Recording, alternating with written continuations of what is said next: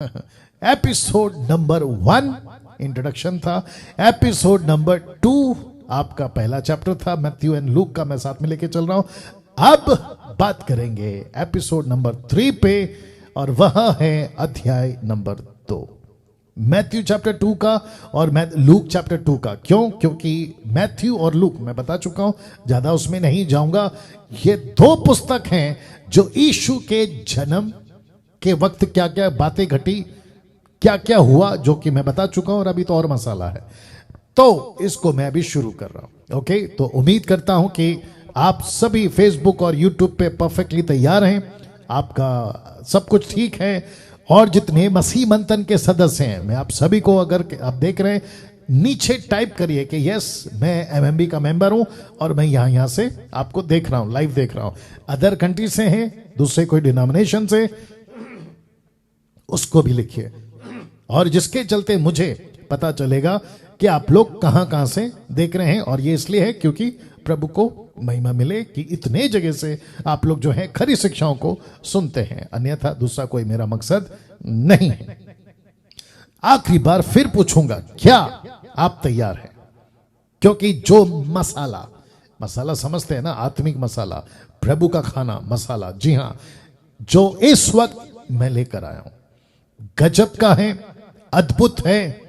मैं समझता हूं कि जब मैं खुद बैठा इसको स्लाइड को तैयार कर रहा था, मैं खूब इसको जो है एंजॉय किया, आनंद उठाया, और परमेश्वर को मैं और भी नजदीक से जान पाया हूं।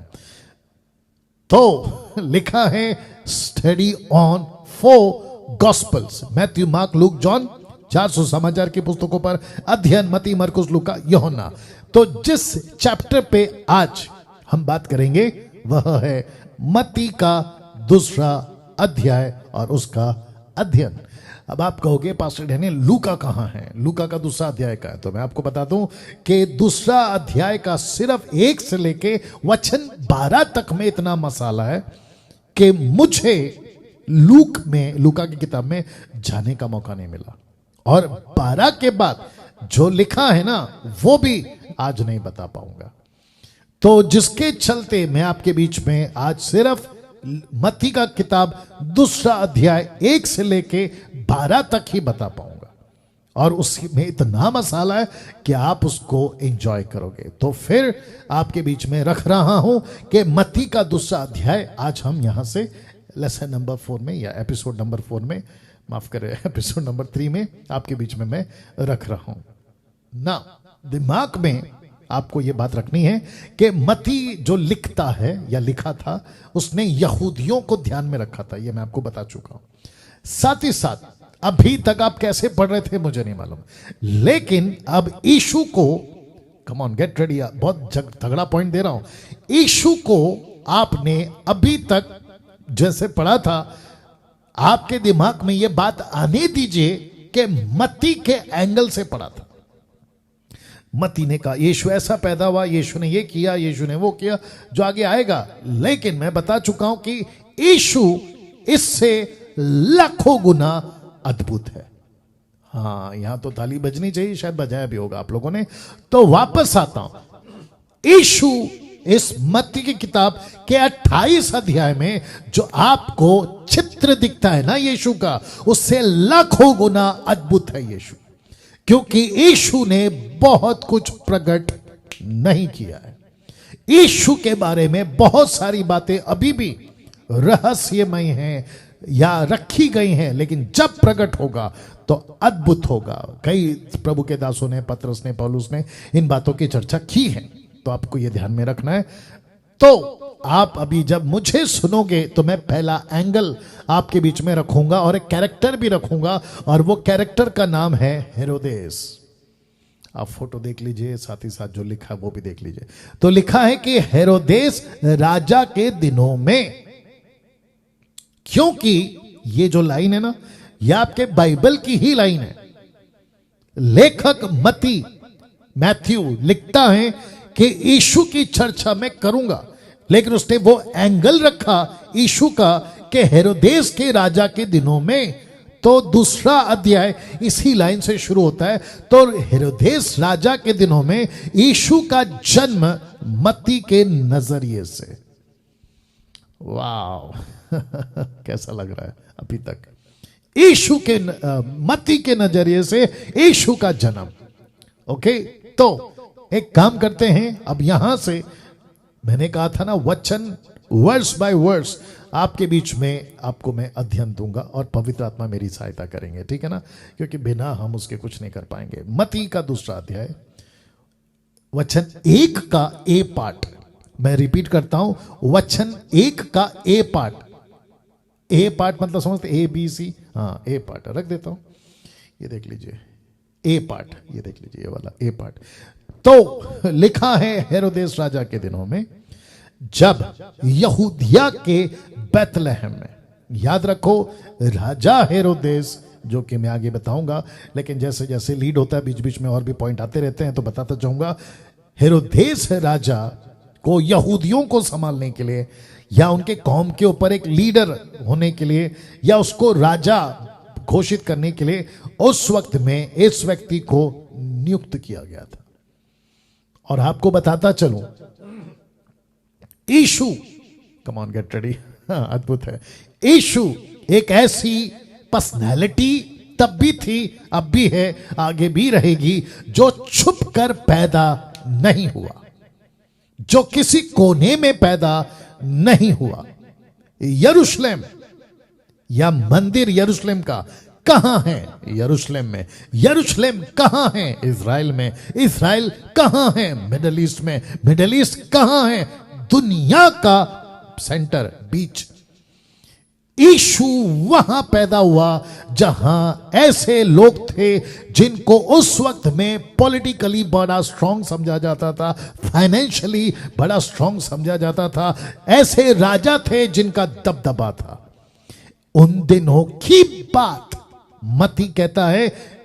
ओके, मैं आपको बता देता हूं, आपको अगर कोई बड़ा घटना आपको अगर रखना है, पेश करना है, दिखाना है, लोगों तक पहुंचाना है, तो आप किसी ऐसे जगह को चुनते हैं जहां सबकी नजर हो। एक व्यक्ति को बुलाते हैं जो उस फंक्शन का, पार्टी का, इवेंट का जो मुखिया बने, जिसके ऊपर सबकी नजर है। देश का प्रधानमंत्री हो सकता है, किसी क्या कहते हैं कॉर्पोरेट वर्ल्ड का कोई बड़ा आदमी हो सकता है, कोई बिजनेसमैन हो सकता है, XYZ। आप उसको क्यों बुलाते हैं? ताकि आपका प्रोग्राम ऐसे हिट हो जाए, परिचित हो जाए, चर्चित हो जाए, पॉपुलर हो जाए, फेमस हो जाए। यीशु के बारे में मत्ती कहता है कि जब यीशु का जन्म हुआ उस वक्त एक ऐसा दबदबा था, एक ऐसा रूलर था, एक ऐसा राजा था जिसका नाम है हेरोदेस। और ये यहूदियों के बैतलहम में टोटल अपना दबदबा रखता था। कौन? राजा हेरोदेस। यरूशलेम की बात कर रहा हूं और यरूशलेम में यहूदियों की बात कर रहा हूं। तो लिखा है हेरोदेस राजा के दिनों में जब यहूदियों के बैतलहम में यीशु का जन्म हुआ। ऐसे शुरू करता है, ये हुआ ए पार्ट। तो ये इंट्रोडक्शन है किसका? मत्ती का। जब वो लिख रहा था तो उसके दिमाग में था कि भविष्य में जब भी कोई पढ़ेगा तो उसने ऐसा पढ़ना चाहिए कि यीशु का जन्म हुआ कब? जब राजा हेरोदेस राजा था, ताकि तब भी, अब भी और आगे भी अगर किसी को शंका है क्या वाकई में यीशु पैदा हुआ था, तो राजा हेरोदेस की हिस्ट्री निकाले। क्या वाकई में यीशु का जन्म बैतलहम में हुआ था, तो राजा हेरोदेस की हिस्ट्री निकाले, उसने क्या क्या किया। आ रही है ना बात समझ में? तो किसी को रखकर मत्ती कहता है यह बड़ा आदमी था उस वक्त में और यीशु पैदा हुआ, यीशु का जन्म हुआ। क्यों? क्योंकि ये इतनी पक्की बात है कि इसको कोई भी ऐरा गहरा अपने YouTube के पैसे कमाने के लिए उल्टा सीधा कोई भी वीडियो नहीं बना सकता, क्योंकि यीशु के बारे में तब भी, अब भी, आगे भी जग जाहिर है कि सच में एक ऐसा मसीहा पैदा हुआ था जिसने कैलेंडर के 2 टुकड़े कर दिए थे, BC और AD। या मैं बता चुका इंट्रोडक्शन में। तो राजा हेरोदेस या हेरोदेस राजा कैसा था पास्टर डैनियल? क्योंकि इस व्यक्ति ने बड़े बड़े कांड किए थे उन दिनों में। गजब का आतंक, दबदबा, डर उस क्षेत्र में मचा के रखा था। तो जिसके चलते लिखा है कि हेरोदेस राजा इतिहास का एक क्रूर शासक, बहुत गंदा, क्रूर, या बहुत ज्यादा तानाशाही, आप जो भी बोल रहे हैं, ऐसा व्यक्ति था हेरोदेस राजा।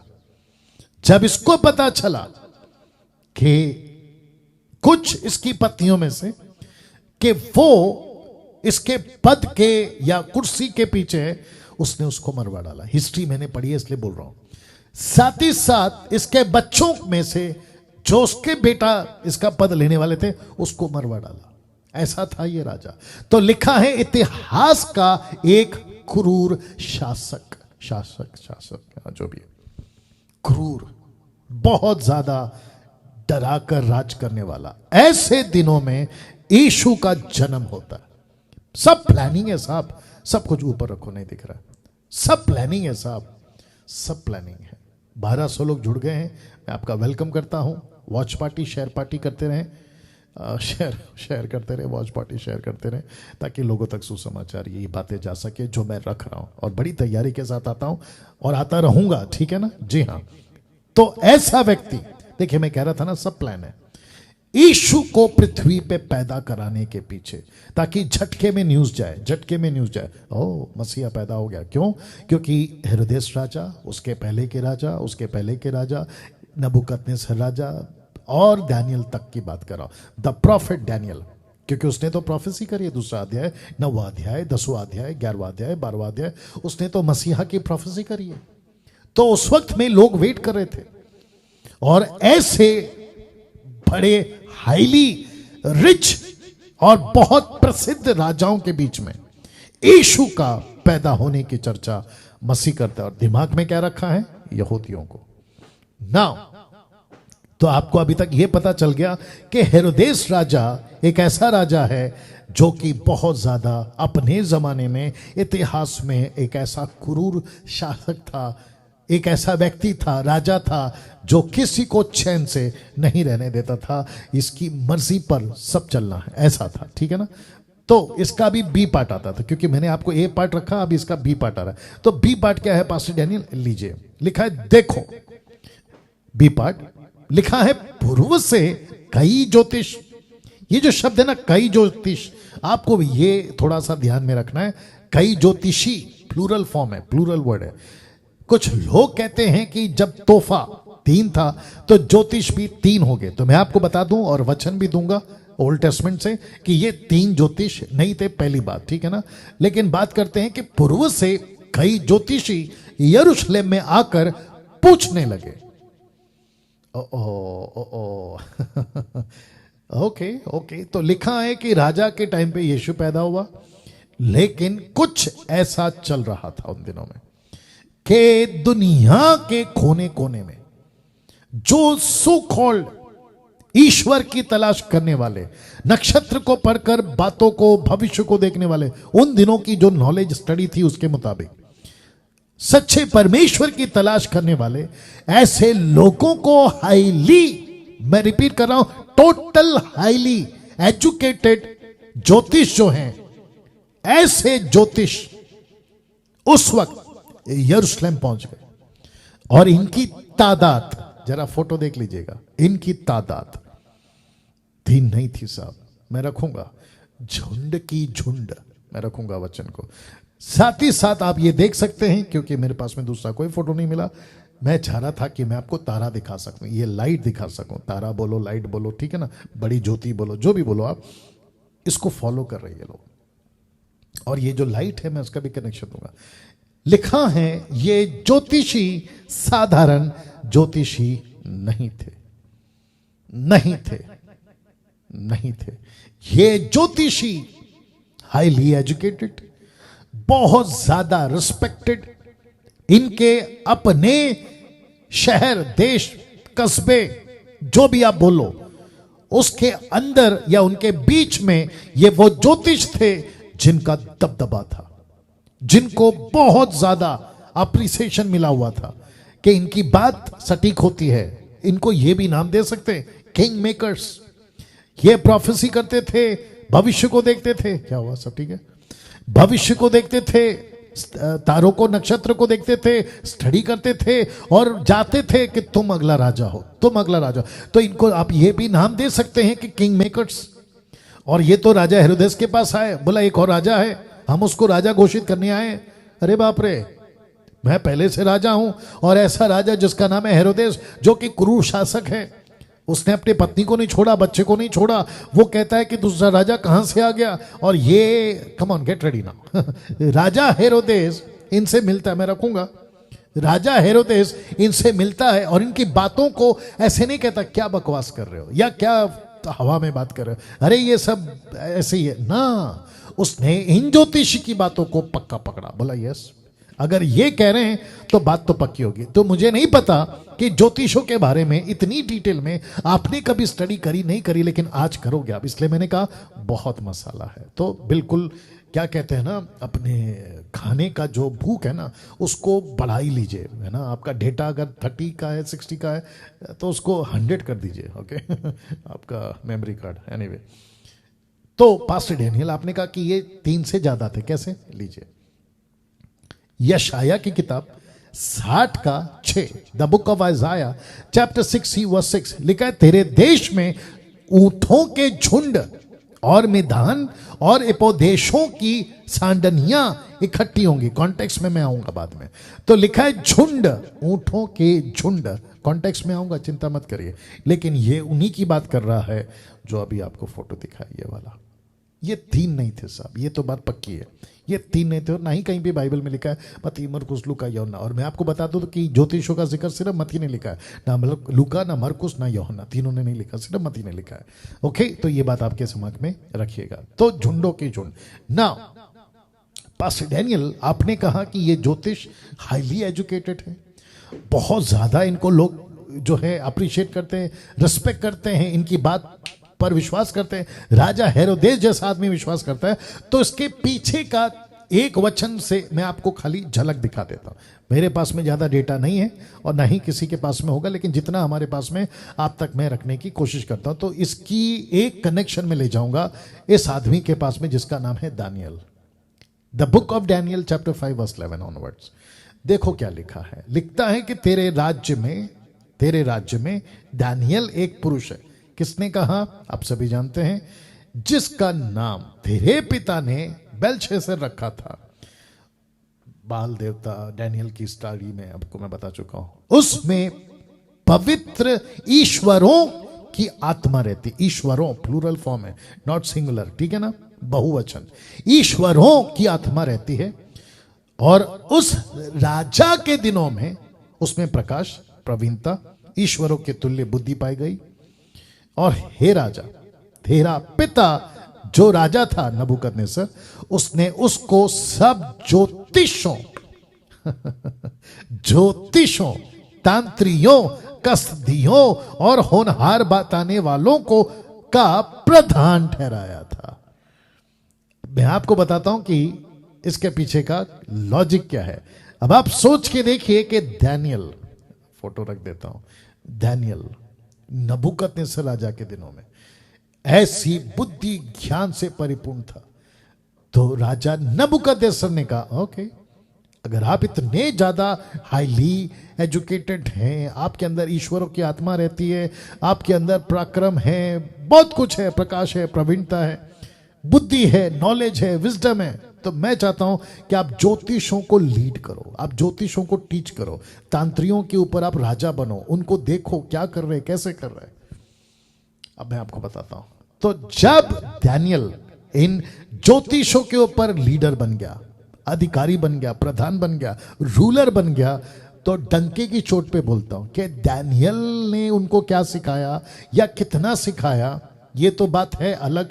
लेकिन ज्योतिषों ने, खास करके ये वाले जो यीशु की बात को लेकर है, उन्होंने दानियल को कितना पूछा होगा, यार तू कौन है, तेरे को ये नॉलेज कहां से मिल रहा है, हम स्टडी करते आसमान में, तू तो प्रार्थना करता है, तेरे को सब पता चल जाता है, ऐसी कौन सी पावर है, ऐसी कौन सी बात है, तू क्या चीज है, तू कौन है।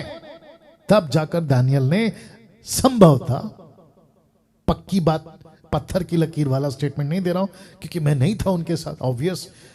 तो इस व्यक्ति ने, जिसका नाम है दानियल ने इन ज्योतिषों को और उसके बाद के ज्योतिषों ने अपने ज्योतिषों को या अपने बच्चों को करते करते करते करते इनको सिखाया होगा कि एक व्यक्ति था, उसका नाम था दानियल। राजा नबूकदनेस्सर के दिनों में उसने कहा था कि मसीहा पैदा होगा, मसीहा आएगा, मसीहा आएगा, यहूदियों को बचाने के लिए एक मसीहा आएगा, इजरायलियों को चलाने के लिए एक मसीहा आएगा, चलो ढूंढो, चलो स्टडी करो। ऐसे करते करते करते करते करते करते यीशु के वक्त ये ज्योतिषी ऐसे स्टडी कर बैठे थे, उस लेवल पे जा चुके थे, उस लेवल पे अध्ययन कर चुके थे। उन्होंने कहा कि यार पता लगाते हैं। तब जाकर एक हाईली रिकॉग्निशन या पहचान लेकर राजा हेरोदेस के पास पहुंचते हैं और कहते हैं कि आपको शायद नहीं पता है कि हम कहां से आ रहे हैं। और राजा हेरोदेस ने पक्का पकड़ लिया, बोला ओ आप लोग तो यहां से, अरे आप लोग का तो इतना नाम है, अरे आप लोग जो बोलते सच होता है, you people are king makers, आप तो राजा बना देते हो, आप प्रोफेसी करते हो, बातें रखते हो, नक्षत्र पढ़ते हो, पता नहीं कहां कहां से नॉलेज लाते हो, और आप जो कहते हो वो हो जाता है। तो ये सारा खेल इस आदमी का था जो यीशु को ढूंढने वाले ज्योतिषी आए। कैसा लग रहा है दोस्तों? तो दानियल ज्योतिषों का प्रधान था। अब आपके दिमाग में ये पिक्चर रख लीजिएगा, ठीक है ना? मैं आपको यहां तक बता चुका हूं। वचन 2, वचन 1 का ए और बी पार्ट बता दिया, वचन 2 आपके बीच में रखने जा रहा हूं। देखिए क्या लिखा है कि यहूदियों का राजा, किसने कहा? ज्योतिषों ने, कि यहूदियों का राजा जिसका जन्म हुआ है। याद रखो, होने वाला है नहीं, हुआ है। दूसरी चीज, ज्योतिषों का आना और मरियम का बच्चे को पैदा होने का संदेश गैब्रियल के लिए देना, इसमें कम से कम संभवतः 2 साल का गैप है, क्योंकि 2 साल के बच्चे कटवा दिए इस राजा हेरोदेस ने, मरवा दिया, कटवा दिया, जो भी है। तो लिखा है कि जन्म हुआ है, कहां है? तो इसका मतलब है कि बच्चा पैदा होने वाला है, ये उसकी बात नहीं कर रहे हैं। बच्चा पैदा होगा ढूंढ रहे हैं, नहीं, उसकी बात नहीं है। ये कहते हैं बच्चा पैदा हो चुका है और हमको पता चला है, और इसलिए हम ढूंढते ढूंढते आपके पास में पहुंचे, क्योंकि जिस तारे को, नक्षत्र को हमने पढ़ा था, स्टडी करी थी, और दानियल का हमारे पास में पूरा का पूरा नॉलेज है, उसके मुताबिक हमको पता चला है कि वो आपके बैतलहम में यहूदियों का, यहूदा देश में यहूदियों के बीच में पैदा हुआ है। ये ढूंढने आए, कहां है? Question mark. क्योंकि हमने पूर्व में उसका तारा देखा है और उसको प्रणाम करने आया। तो प्रोस्कुनियो, ये जो शब्द है ना, प्रणाम, ये नहीं होना चाहिए था, यहां होना चाहिए था हिंदी ट्रांसलेशन वालों की, पता नहीं गलती बोलूं क्या बोलूं, लेकिन यहां होना चाहिए स्तुति करने आए हैं, या तो यहां होना चाहिए आराधना करने आए, या तो यहां होना चाहिए था कि उत्तम परमेश्वर को उपासना करने आए। प्रोस्कुनियो वर्ड ये हाईली वर्शिप के लिए रिकमेंड किया जाता है। जब कोई प्रोस्कुनियो लिखता है तो इसका मतलब है कि एक ऐसे परमेश्वर की आराधना करना चाहता है, या कर रहा है, या करेगा, जो सुप्रीम है, जो अद्भुत है, जो था, जो है, जो रहेगा, जिसने पूरी दुनिया बनाई है। तो लिखा है कि यहूदियों का राजा जिसका जन्म हुआ है, कहां है? क्योंकि हमने पूर्व में, ईस्ट में, पूर्व में उसका तारा देखा और उसको प्रणाम करने आया, मतलब वर्शिप करने आया, ठीक है ना? अब इनको कैसे पता इनको कैसे पता चला कि यहूदियों में? तो मैं आपको बता दूं कि उन दिनों में यशाया, जो 3 मेजर प्रॉफिट्स है ना, यशाया, यर्माया, हेजेकियल, और बाकी कुछ 21-20 मेजर, माफ करें, माइनर प्रॉफिट्स हैं, मीका, ये सब आ जाते हैं ना, योएल है ना, ये सारे लोग हैं, ठीक है ना? उनकी पुस्तकें, किसकी? यशाया की, यर्माया की, इनकी पुस्तक है। और आपको तो पता है ना कि यर्मिया की पुस्तक दानियल पढ़ा करता था, यशाया की बातें दानियल क्या करता था, तो आपको पता लग गया होगा कि इनकी पुस्तकें होती थी, ठीक है ना? तो उसमें पढ़ा होगा, तो उसको पढ़कर मत्ती ने भी पढ़ा, तो मत्ती भी इस बात को जानता था, तो इसलिए उसने भी लिखा कि यहूदियों का राजा, और वे भी जानते थे। कहां से? ये देख लीजिए। अब आता है कॉन्टेक्स्ट वाला कि ऊंटों का झुंड, तो मैं कॉन्टेक्स्ट देने जा रहा हूं। यशाया 60 का 1 से 9 तक, 6 तक में, माफ करें, लिखा है, क्या लिखा है आइए देखते हैं। सबसे पहला, उठ प्रकाशमान हो, क्योंकि तेरा प्रकाश आ गया है। तो ज्योतिषों ने क्या देखा था साहब? मैंने इसलिए इसको लाल किया है। लिखा है कि तारा देखा, उसका तारा देखा, हमने पूर्व में उसका तारा देखा। किसका तारा? यीशु का। और यहां पे यशाया क्या कहता है?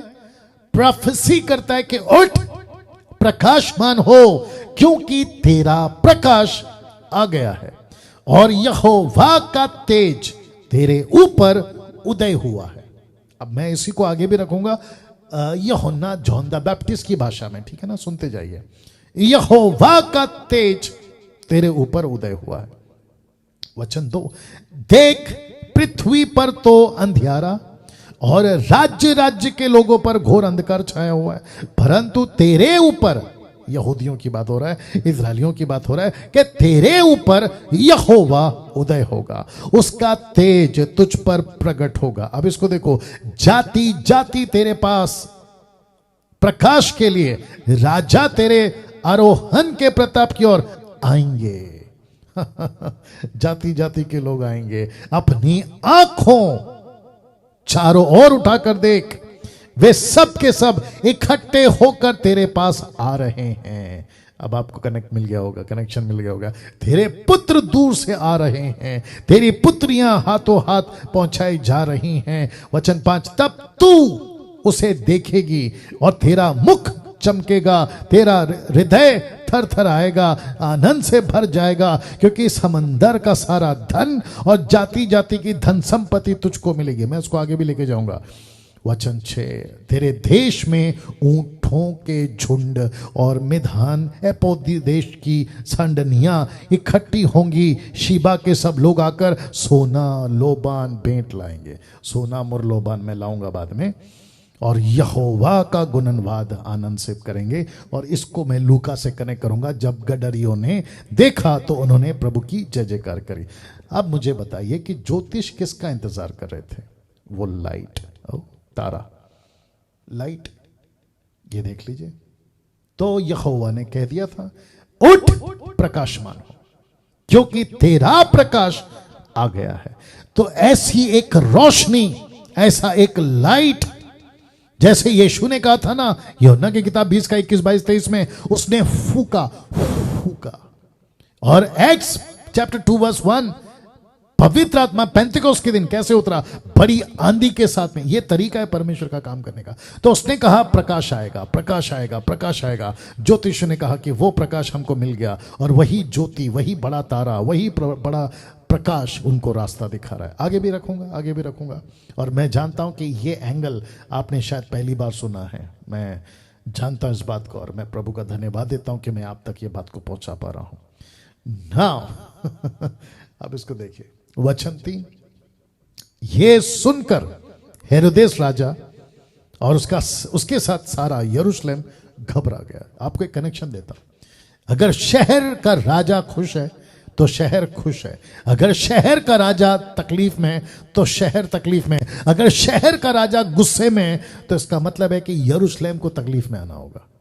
और वो आया। आपको पता है, एक बात अभी मेरे दिमाग में आ रही है राजा हेरोदेस के बारे में।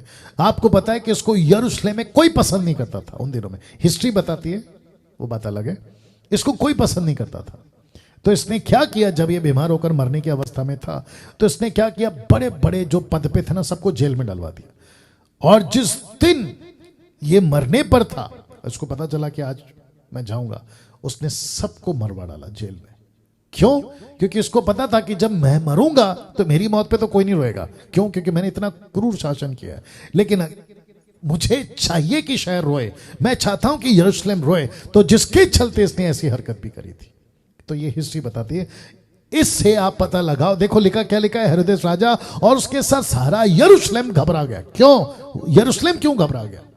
पीछे वजह क्या है? वजह आप समझ गए ना अभी? हाँ, आगे और रखूंगा।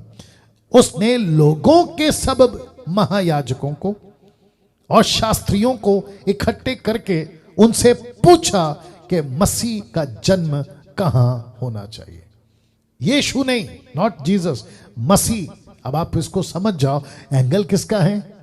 यहूदी का। कौन लिख रहा है? मती लिख रहा है। तो मती क्या लिखेगा? मसीहा। क्यों? क्योंकि यहूदी लोग किसको ढूंढ रहे हैं? मसीहा को। किसका इंतजार कर रहे हैं? मसीहा का। यीशु तो फैमिली नाम था, घर का नाम। घर में जो नाम रखते हैं ना, यीशु नाम रखना, यस्तुस, मैं बता चुका हूं, अभी बहुत उसमें नहीं जाना चाहता हूं। इंग्लिश में जीसस, हिंदी में यीशु, आपको, और हिब्रू भाषा में यशुआ। आपको जो बुलाना है बुलाओ, लेकिन मैं बात कर रहा हूं मसीहा की। मसीहा कहां पैदा होगा बताओ? तो वचन 5, उन्होंने उससे कहा, ढूंढ ढांड के पता लगाकर, यहूदिया के बैतलहम में। क्यों? क्योंकि भविष्यवक्ताओं के द्वारा यूं ही तो लिखा गया, यही तो लिखा गया। वचन 6 के बैतलहम जो यहूदा के देश में है, तो किसी रीति से यहूदा के अधिकारियों में सबसे छोटा नहीं, क्योंकि तुझ में से एक अधिपति निकलेगा जो मेरी प्रजा इजराइल की रखवाली करेगा। याद आ गया अभी आपको? ये किसका एंगल है? ये एंगल है मती का। अब इसको पढ़ के ना कुछ जूडियाज़म वाले, यहूदी वाले कहते, देखो यीशु मसीह यहूदियों के लिए, यहूदियों के लिए। तो मैं हाथ जोड़ के रिक्वेस्ट करता हूं, एंगल पकड़ो, कौन लिख रहा है? यीशु यहूदियों के लिए सिर्फ नहीं आया, यीशु इस्राएलियों के लिए सिर्फ नहीं आया। यूहन्ना 3:16 वो पूरी दुनिया के लिए आया। तो यार बकवास करना बंद कर दो ना, जुडिसम, यहूदी यहूदी यहूदी, बंद करो ये काम। तो लिखा है, क्योंकि तुझ में से एक अधिपति निकलेगा जो मेरी प्रजा इस्राएल की रखवाली करेगा। वचन 7 देखिए क्या लिखा है। लिखा है, तब जब उसने सुन लिया ना, तब हेरोदेस ने ज्योतिषों को चुपके से बुलाकर उनसे पूछा। चुपके क्यों? आगे रखूंगा और अभी आपको बता भी रहा हूं। वो इसीलिए क्योंकि यहूदियों में शास्त्री, फरीसी, महायाजक, इन सभी को यह बात ना पता चले कि हेरोदेस राजा भी उसको ढूंढ रहा है कि वो मरवा डाले। तो उसने कहा कि मैं पब्लिकली नहीं बोलूंगा, एक काम करता हूं, ज्योतिषों को चुपके से बुलाकर उनसे पूछा कि तारा ठीक किस समय दिखाई दिया था, किस समय, वक्त क्या था। यही कुछ 1 साल 2 साल पहले। बोला ओह ठीक है। तो जो शास्त्री महायाजक, इन्होंने कहा कि बैतलहम यहूदा में पैदा होगा। बोला ओके, एक काम करो, देखो क्या लिखा है कि तारा किस समय दिखा दिया था। तो वचन 8, उसने यह कहकर उन्हें बैतलहम भेजा। बोला एक काम करो, बैतलहम जाओ, ओके, कि जाकर उस बालक के विषय में, देखो शब्द क्या लिखा है, ठीक ठीक मालूम करो। इसका मतलब क्या है? कंफर्म करो ये बच्चा वही है, ये मसीहा, कंफर्म करो। कैसे कंफर्म करेंगे मैं अभी आगे रख रहा हूं, लेकिन तुम लोग कंफर्म करो, ठीक है ना? और मेरे को बताना क्या, जब मिल जाए तो मुझे समाचार दो।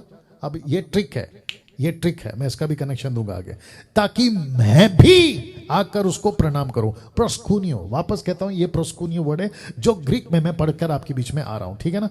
प्रोस्कुनियो, इसका मतलब क्या है? मैं भी उसको वर्शिप करूंगा। मतलब मैं मान लूंगा कि यही मसीहा है, मैं मान लूंगा कि ये वो गॉड है जो पृथ्वी पे पैदा होने वाला है। ओके, एक राजा जो क्रूर है, एक राजा जिसके अपने अलग अलग देवी देवता हैं, ऐसे ज्योतिष जिनके अपने अपने ईश्वर हैं। ये यीशु को क्यों आराधना करेंगे? ये यीशु की क्यों पीछे चलेंगे? लेकिन ये ट्रिक है, लेकिन ज्योतिषों का ट्रिक नहीं है, मैं आगे रखूंगा। तो राजा कहता है जाओ ठीक ठीक पता लगाओ, मैं भी आऊंगा, मुझे समाचार देना, मैं भी ढूंढ कर आकर आपको जो है उसकी आराधना करूंगा। Got the point? वचन 9, वे राजा की बात सुनकर चले गए। राजा की बात सुनकर चले गए कहां? बैतलहम।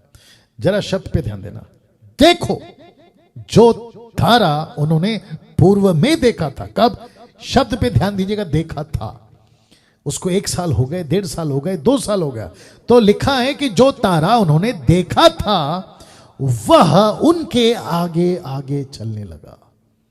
वो तारा, स्टार, बड़ी ज्योति, रोशनी, मैं रखूंगा आगे, कनेक्शन दूंगा जॉन द बैप्टिस्ट के हिसाब से। वो ज्योतिषों को रास्ता दिखाने के लिए आगे जा रहा है। और जहां बालक था, ब्रैकेट में मैंने लिखा यीशु, उस जगह के ऊपर पहुंचकर ठहर गया। तो यशाया का 60 में आपने क्या पढ़ा था? उठ प्रकाशमान हो। तो ये जो लाइन है ना, यीशु के घर के ऊपर जहां थे वो आकर रुक गया। तो वचन 10 लिखता है, उस तारे को देखकर वे अति आनंदित हुए। मेरा प्रश्न है क्यों? क्या कभी इस पे फोकस किया था कि तारे को देखकर वो आनंद हो गए, रोशनी को देखकर आनंद हो गए, जो बड़ी ज्योति थी उसको देखकर आनंद हो गए? तो मैं आपको उसका कनेक्शन दे रहा हूं कि आनंद क्यों हो गए, और इसको मैं कनेक्ट करूंगा जॉन द बैप्टिस्ट से। यूहन्ना की किताब, उसका पहला अध्याय वचन 4 से 10 में लिखा है, उसमें, किसमें? यीशु में, उसमें जीवन था, वह जीवन मनुष्य की ज्योति थी। ज्योति अंधकार में चमकती है, अंधकार ने उसे ग्रहण नहीं किया। एक मनुष्य परमेश्वर की ओर से उपस्थित हुआ जिसका नाम यूहन्ना था। वह गवाही देने आया कि ज्योति की गवाही दे। शब्द पे ध्यान देना, ताकि सब उसके द्वारा विश्वास लाएं। वचन 8 कहता है वह आप तो ज्योति नहीं था, वो खुद ज्योति नहीं था। इसका मतलब क्या है? ज्योति कौन है दोस्तों? ये तारा को देखकर ये खुश क्यों हो गए? अब आप समझ रहे हैं, अपोक्लिप्टिक दृष्टांत के रूप में, चिन्ह के रूप में बातें हो रही हैं। तो लिखा है तारे को देखकर आनंदित हुए। क्या कनेक्शन था? उनको क्या प्रकटीकरण मिला? उनको क्या प्रकाशन मिला उस ज्योति से? ये रहस्य अभी भी, क्योंकि मत्ती ने वो नहीं लिखा है। बस इतना लिखा है कि वे तारे को देखे और आनंद हो गए। और यूहन्ना कहता है वचन 8 में, वह आप तो वो ज्योति ना था, परंतु उस ज्योति की गवाही देने के लिए आया था। ये देख लो, सच्ची ज्योति जो हर एक मनुष्य को प्रकाशित करती है, जगत में आने वाली थी। वह जगत में था, जगत उसके द्वारा उत्पन्न हुआ, जगत ने उसे नहीं पहचाना। कौन है ये ज्योति जिसको देखकर ज्योतिष खुश हो गए? ऑफ कोर्स यीशु की बात हो रही है, यीशु की बात हो रही है। वाह! वचन 11 का ए पार्ट, कौन सा? मत्ती 2 का 11। अब आ गए अपने हमारे चैप्टर पे। लिखा है उस घर में पहुंचकर। अब आप सोच रहे होंगे कि पास्टर डैनियल, आपने घर को अंडरलाइन और कलर चेंज क्यों किया? आपको पता है जब मरियम बच्चे को पैदा करी थी, तो लूका में जब हम पहुंचेंगे तो लिखा है गडरिये जो थे ना, उनको कहा कि तुम्हारे लिए चिन्ह है कि बच्चा चरनी में होगा, घास चरनी जो भी आप बोल लो। लेकिन ज्योतिषों को जगह बदली हुई दिखी।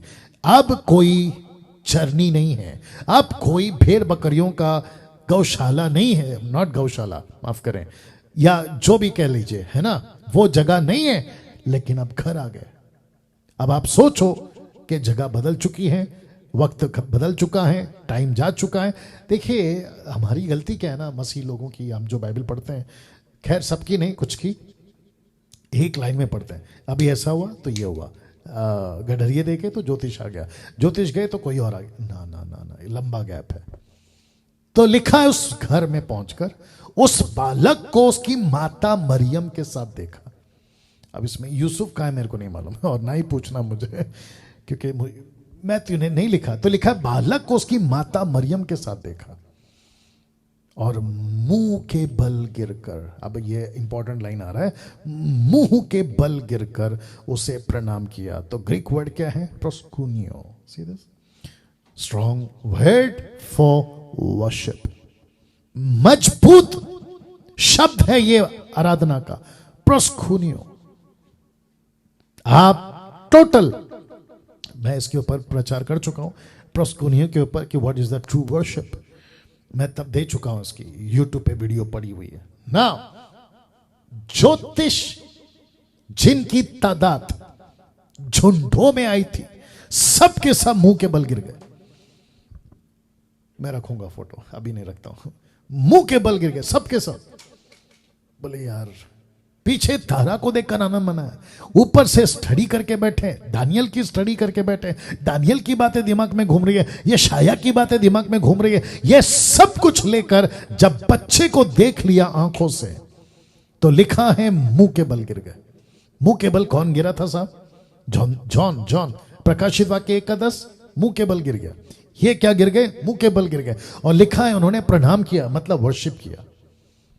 कैसे होता है? कैसे होता है? ये तब होता है क्योंकि जो सच्चा खोजी होता है ना, द ट्रू सीकर, खोजने वाला, उसको जब पता मिल जाता है सच्चा परमेश्वर का, ऐसे करता है, मुंह के बल गिर जाता है। सच्चे परमेश्वर की तलाश, मुझे नहीं पता मेरा कोई हिंदू भाई, मुस्लिम भाई, बौद्धिस्ट, पारसी, मुझे नहीं पता कौन देख रहा है, सच्चे परमेश्वर की तलाश करने वाला, the true Sikar of God, जिस दिन मिल जाता है वो मुंह के बल गिरता है। क्यों? सच्चाई है, सच्चाई है। धर्म की बात नहीं कर रहा हूं, सच्चाई की बात कर रहा हूं। तो ये जो शब्द है ना, प्रणाम, प्रोस्कुनियो, ट्रू वर्शिप, सच्ची आराधना, सच्चे परमेश्वर को जानकर करने वाली आराधना। आपके बीच में दो चरित्र रख रहा हूं। यहां दो तरह के आराधक हैं। एक हेरोदेस, जिसने पाखंडपना किया, मुझे भी बताओ, मैं भी आके प्रोस्कुनियो करूंगा, मतलब मैं भी वर्शिप करूंगा। ज्योतिषों को देख लो, मैं इसको हटा देता हूं, आप देख लीजिए, मुझे यही फोटो मिला, बाकी तो खैर नहीं मिला, कनेक्ट कर रहा हूं। ज्योतिषों को देख लीजिए आप, ज्योतिषों को देख लीजिए, या टोटल सरेंडर, बोला ये है सच्चा ईश्वर, ये है सच्चा परमेश्वर, ये है सच्चा मसीह। आगे रखूंगा और भी साबित हो जाएगा आपको। तो गिर गए मुंह के बल, गिर गए मुंह के बल, और कहा कि सच्चा पर। तो तब जाकर ये मेरे को कनेक्शन मिला। एक तरफ ऐसा आदमी है जो ढोंग कर रहा है, नाटक कर रहा है, और ऐसे लोगों की तादाद आज भी मसीह समाज में है। पुलपिट पे आपको ट्रू वर्शिप का छोला पहनावे देखेंगे, मैं किसी को टारगेट नहीं कर रहा हूं। पुलपिट पे आपको ऐसे दिख जाएंगे गिटार के साथ, कीबोर्ड के साथ, टोटल अपना तामझाम के साथ, और खूबसूरत सेटअप के साथ, लाइट, धुआं, बत्ती, पता नहीं क्या क्या, ऐसा पेश आएंगे। ट्रू वर्शिपर हैं, आप भी धोखा खा जाओगे। लेकिन ऊपर बैठा परमेश्वर कहता है कि ये होठों से तो मेरा आराधना कर रहे, मरकुस 7:6, ये होठों से तो मेरा आराधना कर रहे हैं, लेकिन इनका दिल मुझसे दूर है, इनका हार्ट, हृदय मुझसे दूर है। और दूसरी तरफ ये हैं ज्योतिषी, ये भी अविश्वासी, ये भी अविश्वासी। देखिए फर्क कितना है। तो इस स्लाइड के माध्यम से आज मैं सभी को पूछ रहा हूं, क्या आप सच्चे आराधक हैं? क्या आप सच में यीशु की ऐसी प्रस्कुनियों करना चाहते हैं जिसको कहते हैं सच्ची आराधना? ये कनेक्शन आपके बीच में रख रहा हूं।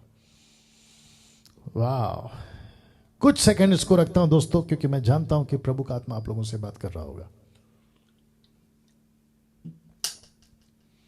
सच्ची आराधना, या जो सच्चा आराधक होता है ना, वो मिलावट नहीं करता। पिक्चर का गाना, संसार की बातें, संसार में जीना, संडे को फिर प्रभु के भवन में आके खुद को पेश करना। मैं सबको नहीं बोल रहा हूं, बात को समझिए, क्योंकि इनकी तादाद भी ज्यादा है। रविवार के दिन ऑनलाइन में, जूम पर, या जो भी आप बोल लो, ऐसा लगता है वाह, लेकिन निकलते किसकी औलाद? हेरोदेस की औलाद। किसका बनना है? ज्योतिषों की तरह, जिसको कहते हैं ट्रू वर्शिपर। अब इसका बी पार्ट दे रहा हूं आपको, ठीक है ना? बी पार्ट कहता है, और अपना अपना थैला खोलकर उसे, शब्द पे ध्यान दीजिएगा, सोना, लोबान, गदरस की भेंट चढ़ाई। वाह वाह। आपको दिमाग में कुछ आ रहा है? मैं आपको बताता हूं। बच्चे को मिलने आए हैं आप, इतनी बड़ी झुंड लेकर, तो क्या लाना चाहिए?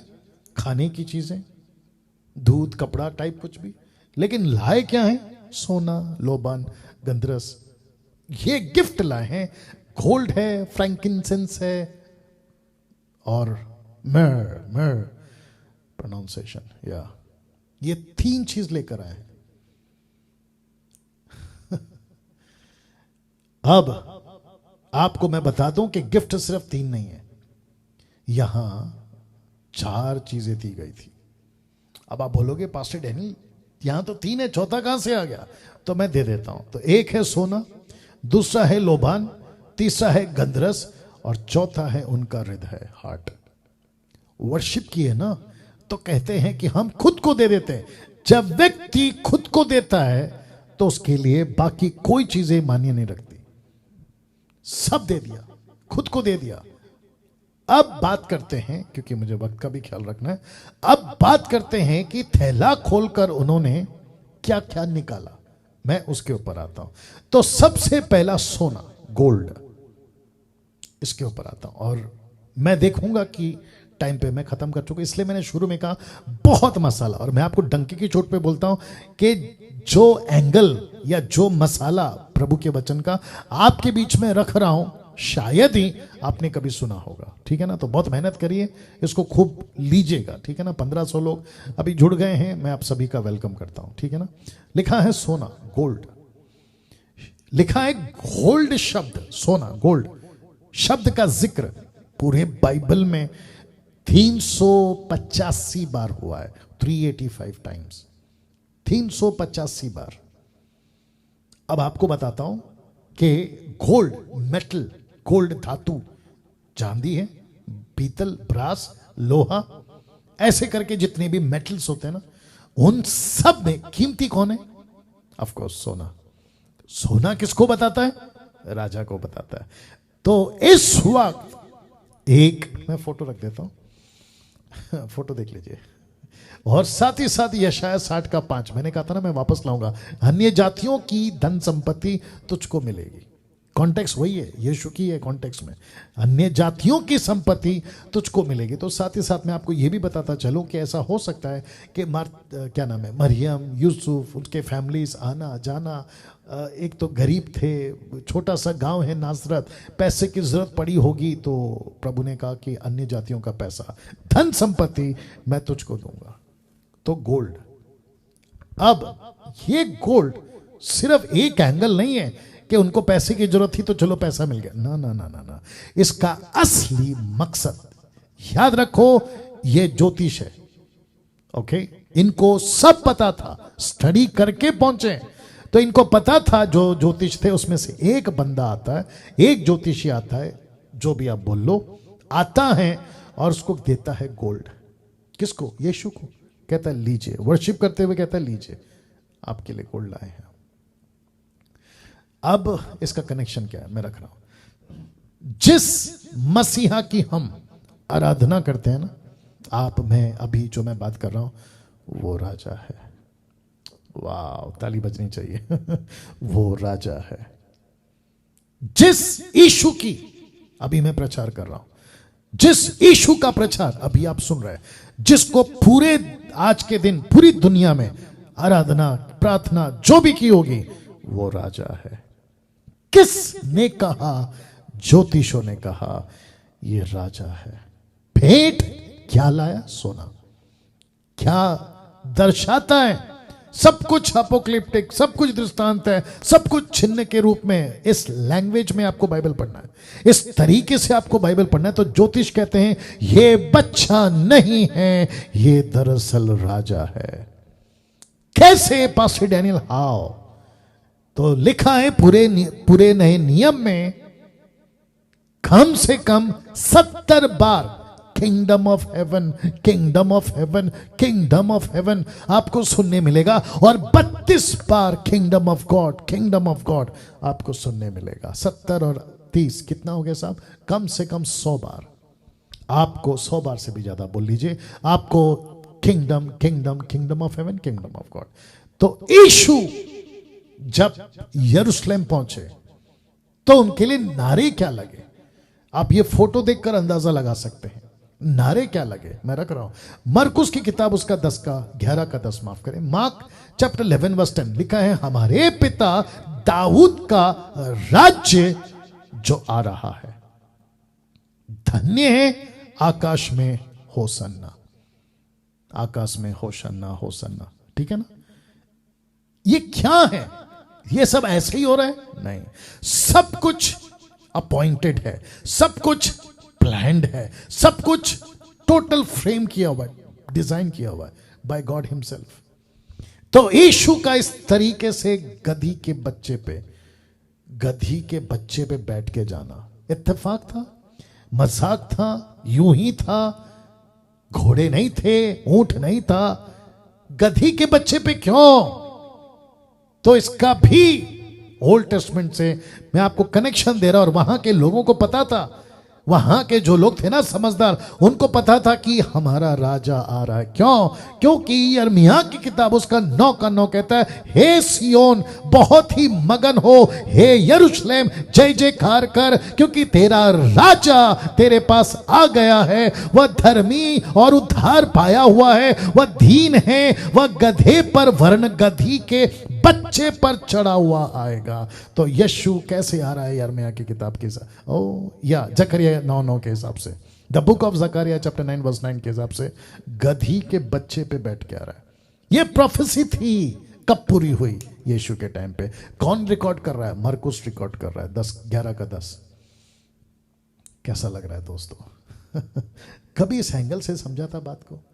प्रेज गॉड के पवित्र आत्मा ये बातें मुझको और आपको सिखा रहा है। तो यीशु को लिखा है तेरा राजा आ रहा है, राजा आ रहा है। मरकुस को माफ करें, मत्ती का लेखक कहता है यीशु राजा है, तो उसका एंगल पकड़ के चल रहा हूं ना। ये फोटो देख लीजिए पहले। आपको पता है राजा पिलातुस उसने क्या किया था? जब यीशु को क्रूस पर मार रहे थे या चढ़ा दिए थे, और जब यीशु को चढ़ाना था तो उस वक्त एक पट्टा या एक क्या कहते हैं, प्लेट या फिर एक बोर्ड पे लिख दिया गया था कम से कम 3 भाषाओं में। क्या था वो?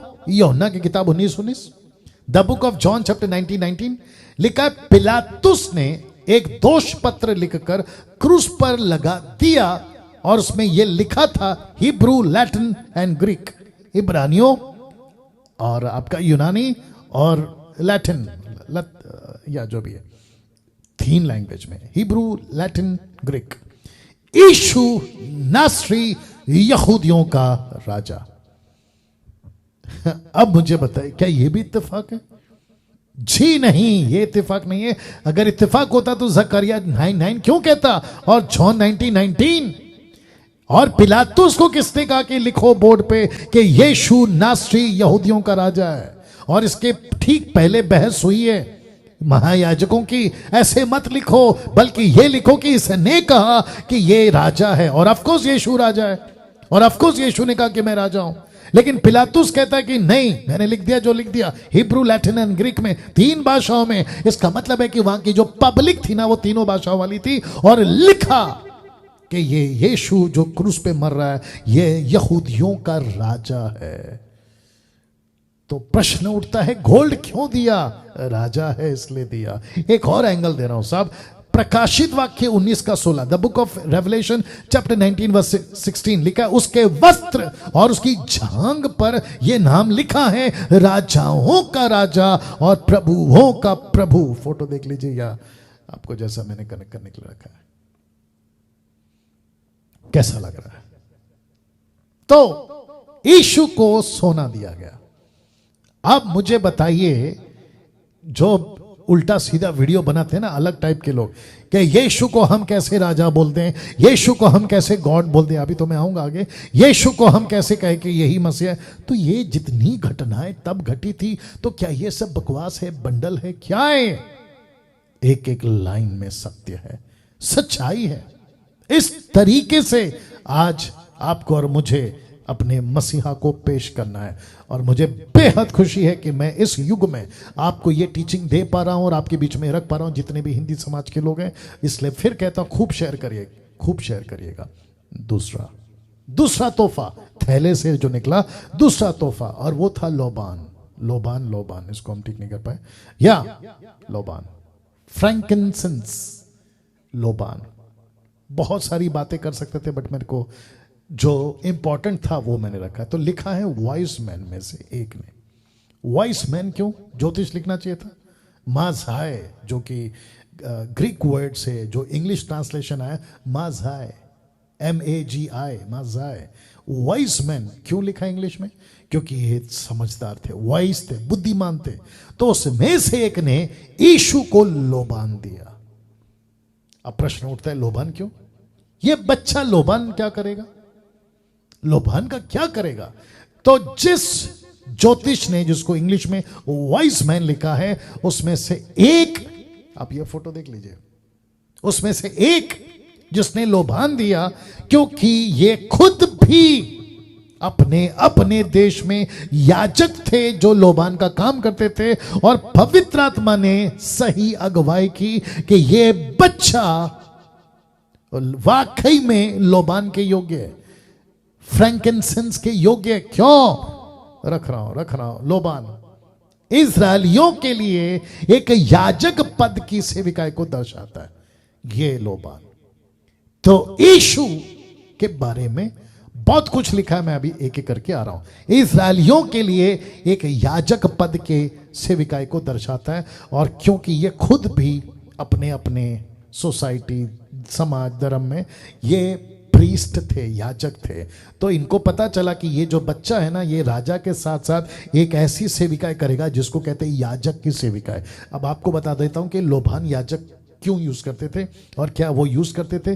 तो लेविटिक्स चैप्टर 2 वर्स 1, लेवी व्यवस्था 2:1 लिखा है, जब कोई यहोवा के लिए अनबलि का चढ़ावा चढ़ाने चाहे तो वो मैदा चढ़ाए और उस पर तेल डालकर, शब्द पे ध्यान दीजिए, उसके ऊपर लोबान रखे।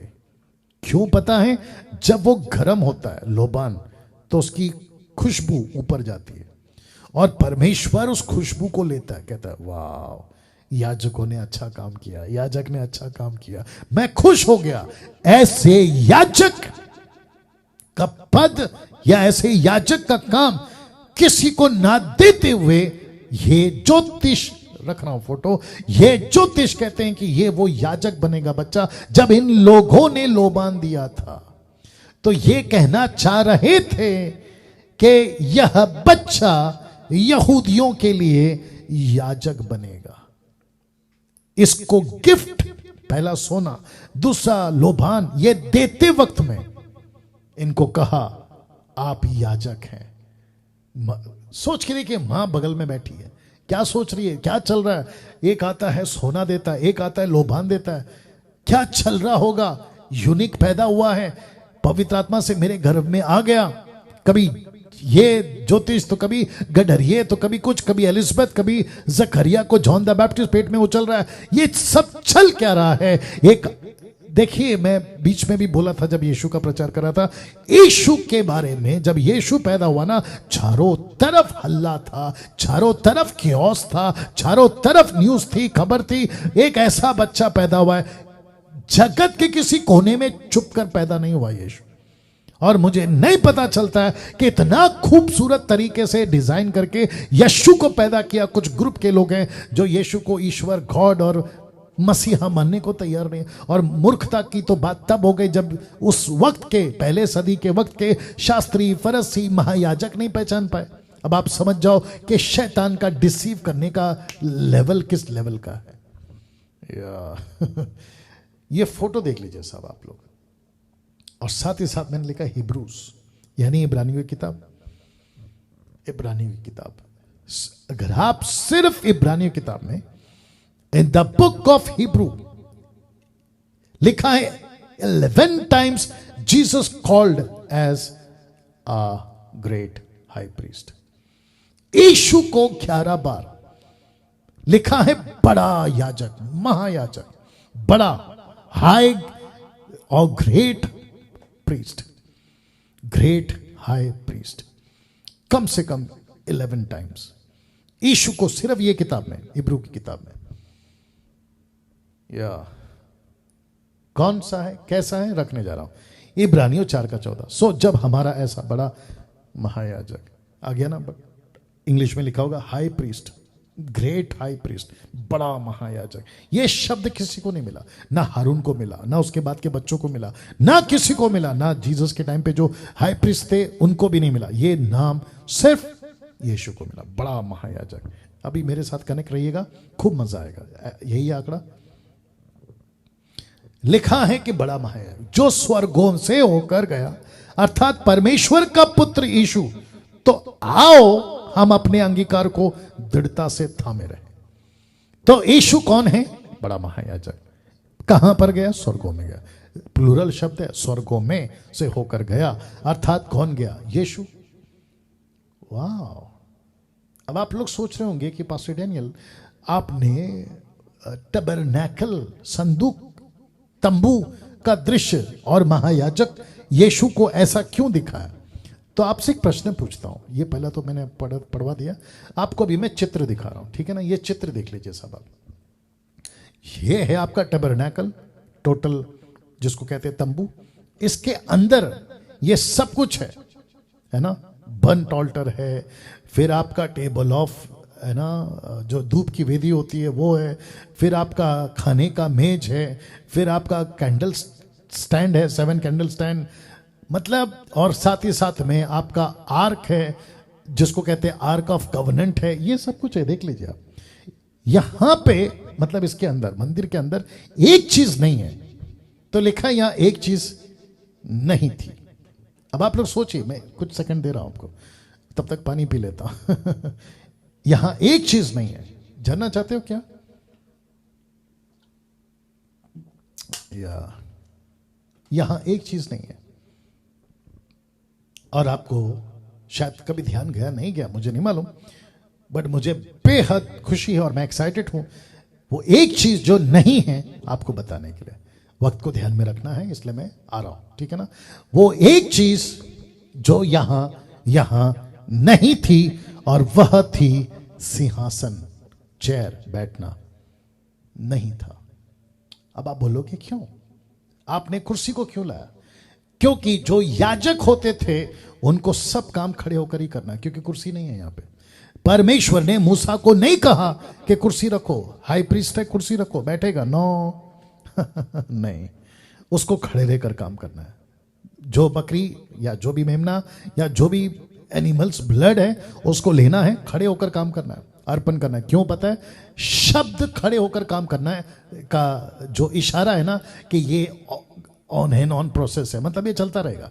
लेकिन जैसे ही come on get ready now, जैसे ही परफेक्ट ब्लड ऑफ जीसस, सिद्ध लहू यीशु का महायाजक जिस दिन मिल गया, जिसको कहते हैं बड़ा महायाजक, तो लिखा है तब, फोटो देख लीजिएगा, पिता के दाहिने हाथ, मरकुस 16:19, निदान प्रभु यीशु उनसे बातें करने के बाद स्वर्ग पर उठा लिया गया, जिसको कहते हैं कि स्वर्ग का टबरनैकल, तंबू, और लिखा है परमेश्वर की दाहिनी ओर बैठ गया बैठ गया।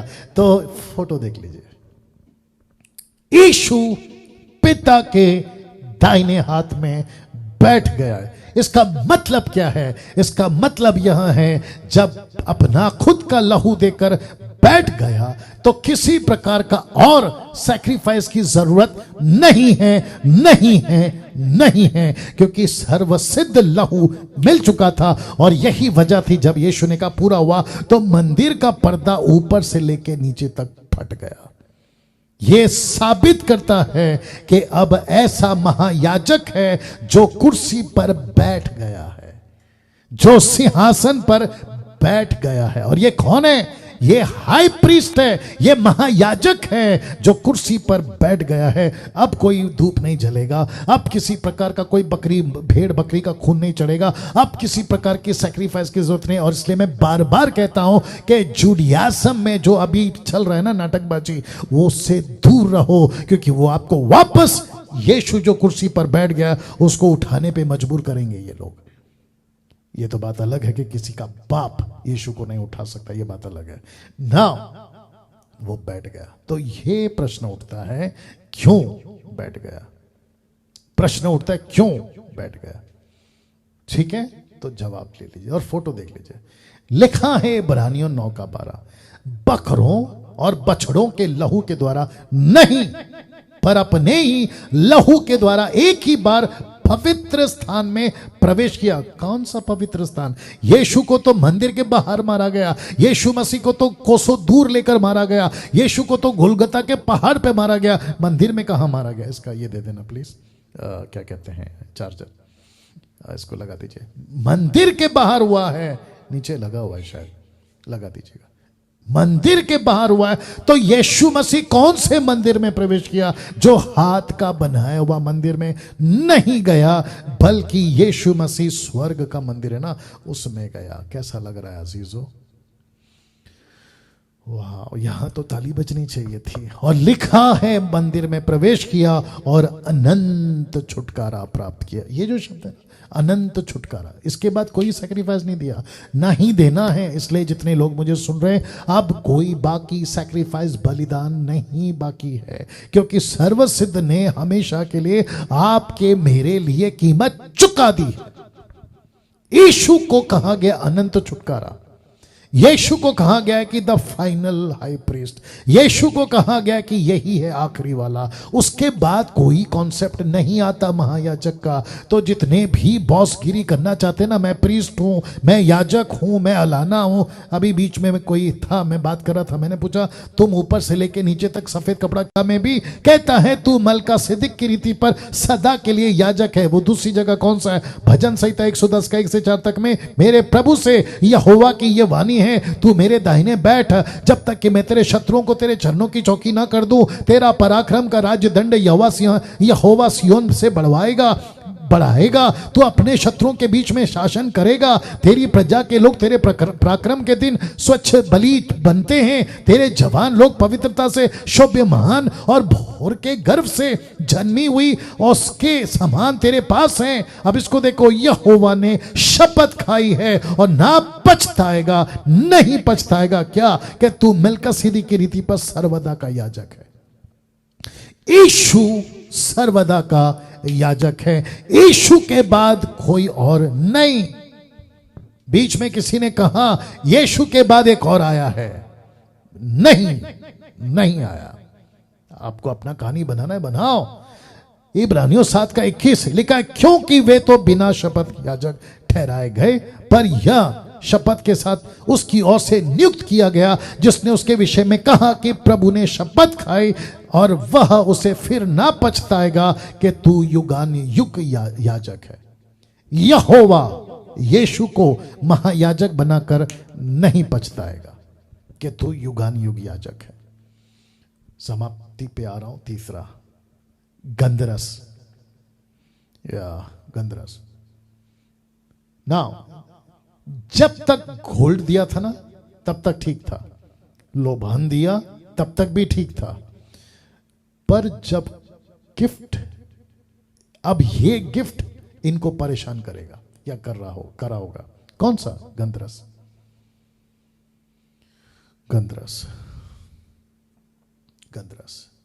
एक ऐसा धातु, एक ऐसी चीज जो संकेत करती है, इंडिकेट करती है किसी पार्थिव शरीर को, उसके बॉडी पे अगर गंधरस लगाते हैं तो वो कई दिनों तक फ्रेश रहती है। और यीशु को उस वक्त जब मारा गया था और यीशु मर गए थे तो गंधरस का इस्तेमाल हुआ था। कैसे? ये लीजिए, यूहन्ना 19:39-40, the book of John chapter 19:39-40। Nicodemus भी, याद है ना निकोदेमुस भी जो पहले यीशु के पास रात को गया था, लिखा है 50 सेर के लगभग मिला हुआ गंधरस, इसलिए मैंने उसको स्पॉट किया और अलावा ले आया और उन्होंने यीशु की लोथ यानी डेड बॉडी को लिया और यहूदियों की गाड़ने की रीति के अनुसार उसे सुगंध द्रव्य के साथ कफन में लपेटा।